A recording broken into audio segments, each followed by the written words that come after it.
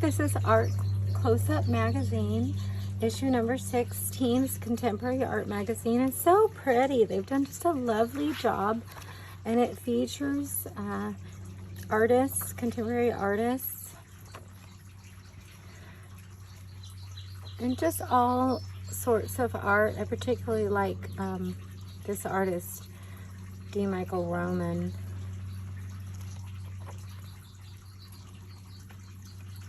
And so I just wanted to show you that I'm really pleased because my artwork is also featured here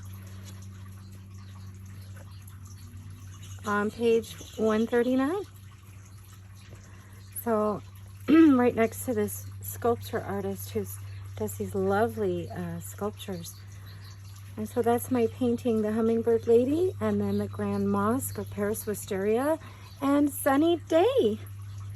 So it's really cool to have this acknowledgement in this prestigious magazine.